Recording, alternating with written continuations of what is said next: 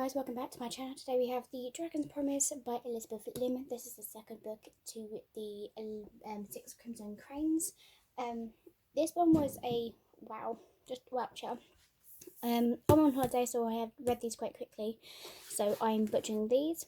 We have brutal sprayed edges, we have stenciled edges in the dragon and the jewel, I couldn't think of the word then, on the back.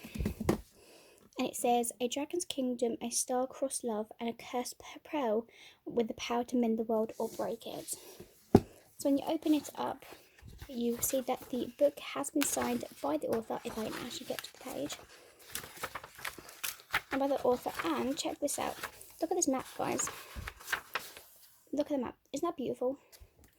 Anyway, on the stenciled edges, we have this little picture, which, love. Then we have our spine, and then we have this. Isn't that beautiful as well?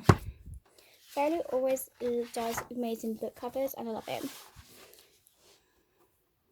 So the synopsis: the perfect blend of whimsy and ferociousness. Princess Shuri made a deathbed promise to return the dragon's pearl to its rightful owner, but keeping that promise will be more dangerous than she ever imagined. She must journey to the kingdom of dragons, navigate political intrigue among humans and dragons alike, and vendor thieves who convert the pearl for themselves, all the while cultivating the appearance of a perfect princess to protect herself from those who would want to see her burn at the stake for the magic that runs in her blood.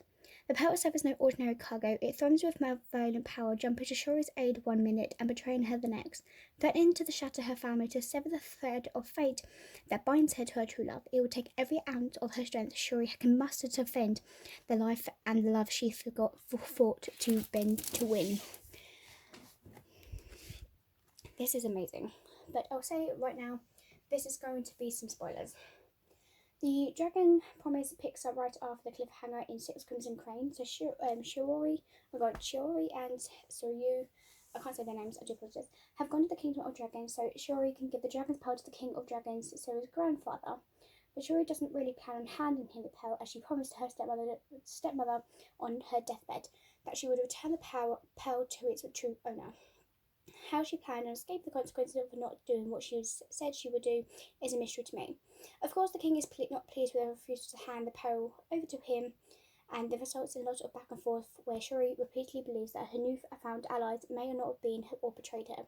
Shuri is imprisoned, freed, and so on. She comes across a character that will clearly play a role later on this story, but I didn't find him as amusing as the narrative tried to make him into. Soren's character becomes more unlikable, and his bond to Shuri didn't feel particularly believable.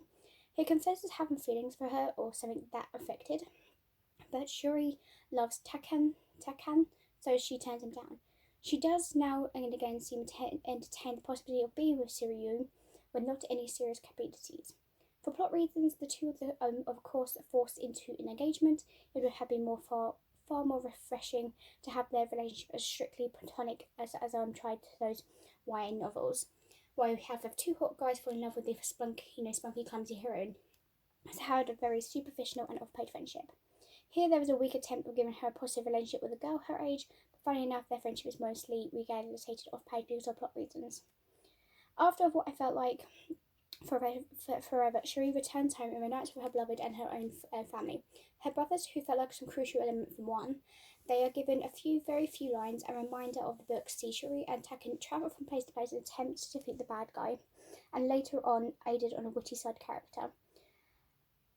We met earlier in the book. I didn't feel the stakes. The bad guy was very cartoonish, and the plot was just really kind of repetitive. In no time, Shuri's never attitude started to irritate me, while the story seems intent on portraying her extremely special, whatever.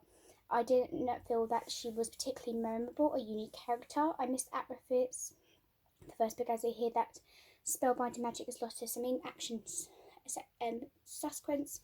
So additionally, the dialogue was distractingly annoying. I don't understand why the author family dropped these big words into character dialogues that may have stood out and literally took me out of the story. I felt like this was kind of a disappointing sequel for me. Not only did it make me fall out of the love of the characters and set me in its kind of painful meh read, the context that we were borrowed for Lina and Disney quiz, not in a good way, but like so far as I remember. But I gave this. It wasn't like a too bad one, okay. But I feel like in a couple, like I will be keeping the sequel anyway. I feel like I might give it another try again, another read, maybe a year next year or something like that. But it's just literally different from what I read from the first book. But yeah, thank you guys for watching, and I'll see you guys next time. Peace. Bye.